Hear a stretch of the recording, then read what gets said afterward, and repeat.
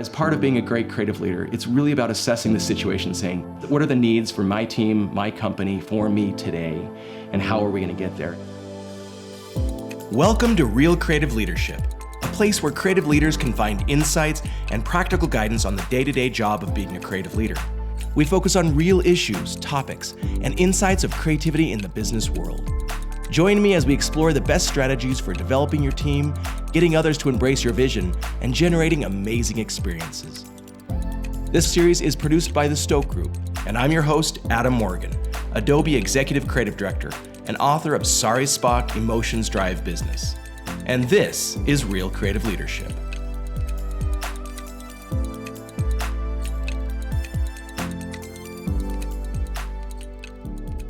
Hello, I'm Adam Morgan, Executive Creative Director at Adobe, and I'm here to talk to you about the 5 trends that every creative leader needs to follow for 2023.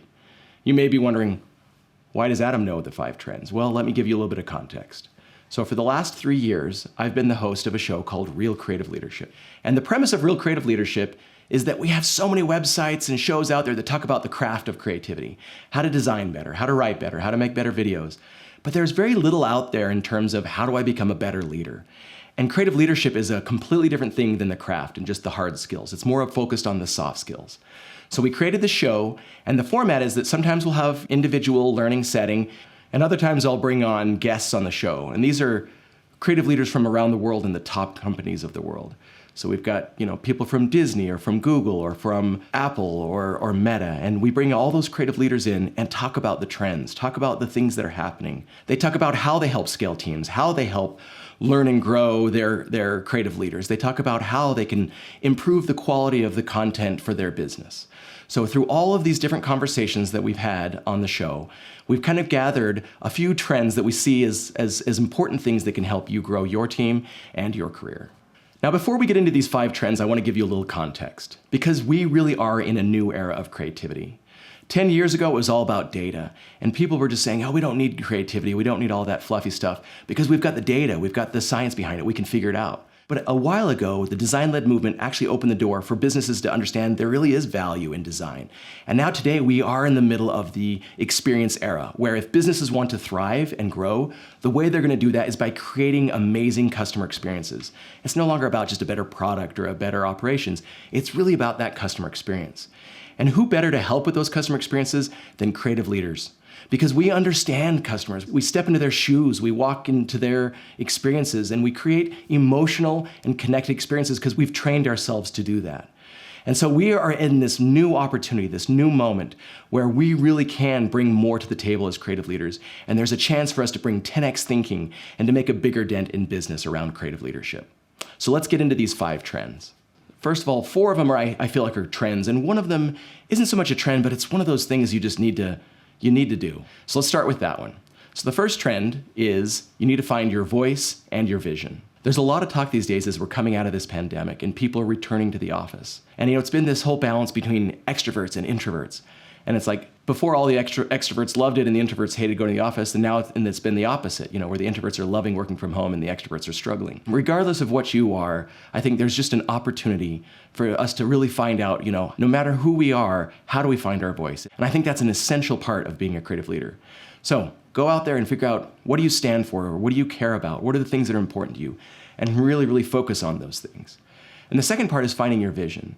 So something we're doing right now at Adobe is we've had a couple kind of on-sites where we've brought together the different creative leaders, and we're really focused on what is our vision for next year. We're talking about, kind of setting up a team declaration of what do we make, who do we work with, how do we collaborate, how do we get all these things done, what's really important to our team.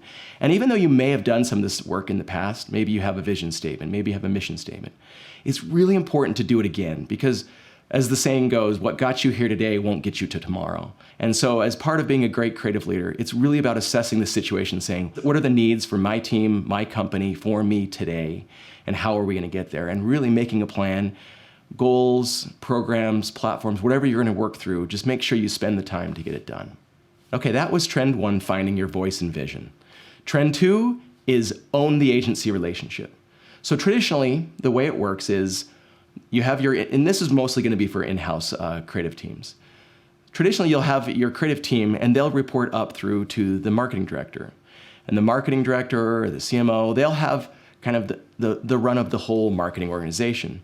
And one of those elements is a relationship with your outside agency or vendors or other groups that you work with. And the trend that I'm seeing right now is that the creative leader needs to own that relationship with the agency. And here are some of the reasons why. In the past, the issue has been that sometimes the in-house group and the agency are pitted against each other. It's like a competition where, oh, we'll see what the agency does and then we'll see what you guys internally do. And that's a really, really bad situation. It doesn't foster great creativity. It just fosters bad feelings. But more importantly than that, I think what creative leaders need to do is own the execution of the brand. Not just be there if there are certain tickets that come in or certain projects you need to do, but it's really that you just need to own the entire execution of the brand, the expression of the brand.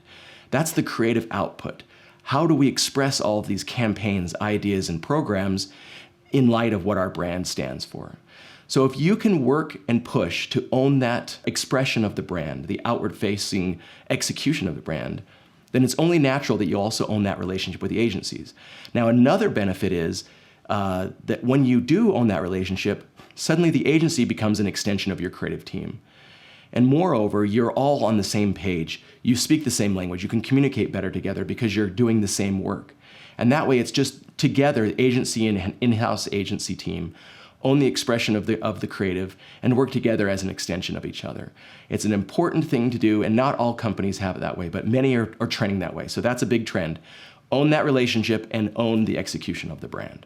All right, so that's trend 2, own the agency relationship.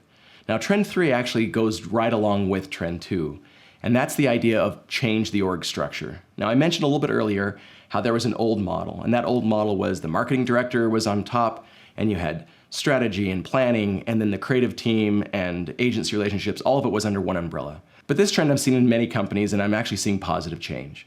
And the way it works is instead of having that structure, and this is where you're gonna have the marketing director as a peer to the creative director. Now, the marketing director still owns strategy and plans and metrics and brand strategy and operations, but the creative director will own the creative execution, which basically, like I talked about before, the execution of the brand. They're gonna own the voice and style, how to express the brand, the pictures, the images, the words. They're gonna have the relationship with the agency partners, and they're gonna bring in creative strategy. And what's creative strategy? Creative strategy is where you're looking at problems in creative ways and looking at ways to solve marketing problems through creative strategy. Now, this structure is really important because it brings all the strengths of the creative people to the table and all the strengths of the marketers to the table and have them work as strategic partners. Rather than one working underneath the other and feeling obliged to follow their plans, they're going to be partners and work together to create a better experience so that the marketers, they can figure out, who we're going after, what's the data, what are the plans, what are the goals, what are all those things. And I went out and got a master's degree in integrated marketing strategy. And I know that's what they're taught really well, is to do all of that integrated marketing stuff. But they don't learn, how to create great creative, because creative people have trained themselves their whole careers to empathize, to understand the customer, put themselves in their shoes, find emotion, and really draw that out in great experiences. And they're experts at that. And so to bring these two together, where the marketer figures out how we're going to get this done, how we're going to have great plan strategy, and then the creative leader is going to come in and say, here's how we're going to do it, here's how we're going to execute it, and then work together, that's a better combination than doing this.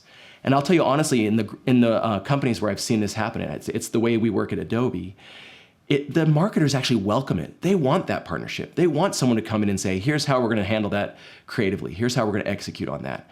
And then they can worry about their other stuff because they haven't been trained in all the same stuff as a creative leader. So that's trend 3. Try and go out there and see if you can adjust the structure, change it so that you can be a better partner. And the truth is, it's not going to be easy. You have to step up. You have to show your value. You have to show that you can lead and be a strategic partner with the marketer. Otherwise, they'll just, treat you as just, the creatives go back to the creative cave and do their thing, and we'll take care of, the real marketing business. So this is a huge opportunity for creative leaders to change that structure and that role so that you're actually a peer to the marketing director. Now let's move on to trend 4, which is changing the way you measure creative value. Now, traditionally in the past, there's kind of a progression here that I've seen over the years of how companies measure the value they get out of creative ideas and creative work. And the first phase is all about time. And I did this for almost 20 years of my career. And that is, Let's use timesheets, show how much time they're putting towards project. That'll show how much, effort or how much value we've given to certain projects. And the way we look for new resources, we'll go back and look at timesheets and say, oh, we have too many people that are, too high a time, so we need to get some more resources. Or we'll say, oh, someone's not working, let's use time to figure that out and make sure we can replace them. There are so many problems with timesheets. And I wrote a huge long Medium article. If you want to, go find it, you can read more about it. But the gist of it is it really demoralizes creatives. In fact, the title of that paper was Why Timesheets Are the Enemy of Creativity. But there are better ways. And in fact, I've seen the same trend when we've acquired a few companies, and the way the creative team ran is they were always just measuring time, like input, input, input. And that's the problem, is you're measuring input instead of output, which leads me to the next phase of measuring outputs. This is a much better way of doing it. So it's instead of just measuring how much time and effort we're putting into things, let's measure what we actually did, right? And that's what you want out of it. You want a video, you want a web page, you want an email. Those are the artifacts of creativity that you want to use for your marketing efforts. So instead of measuring inputs, let's measure outputs. Let's measure projects, not people. And through any modern project management system, you can figure out all the right data to see and track how many different projects you've done over time. You can say, okay, this year we got this many projects of this type of project. Maybe some projects are a lot more complex than others, and you can still kind of stack rank the different type of projects against each other. So that's a much better way of finding value. Like, how many good things, artifacts did we get from the creative team this last year? But there's an even better level, and that is customer engagement. So instead of just measuring projects or time, just the way we do in marketing to show value of marketing efforts and marketing campaigns, let's attribute customer engagement back to our creative ideas. And we have all the tools to do this today. We can easily say, like, how much engagement from customers as far as like on web page. We can do sales lift. We can figure out how much cost savings we have by certain creative content rather than other creative content. We can measure engagement, behavioral data, all these great things that we use for marketing. Let's use those to attribute it back to our creative craft. And then we can use that as the measure of how much value do we get from the creative department.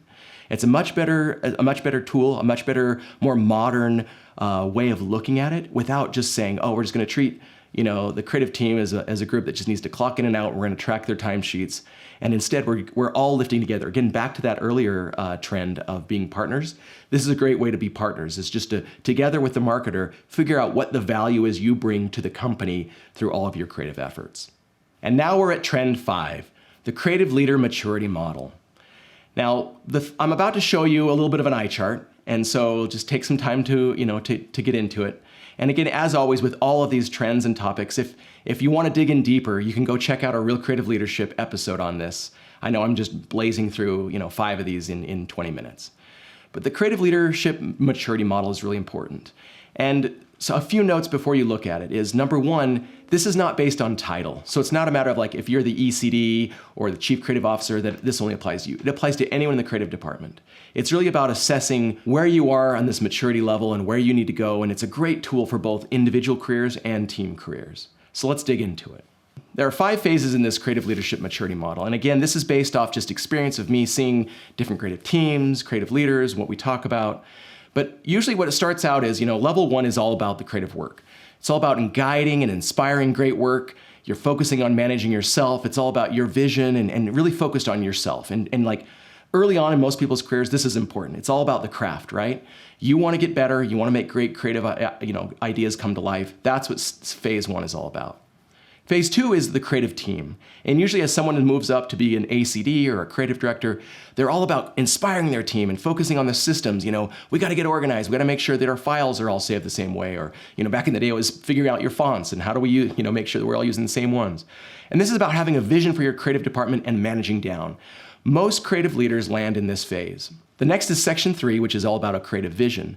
And this is about moving beyond just your team. It's about inspiring the company leadership, especially the marketing and sales leaders.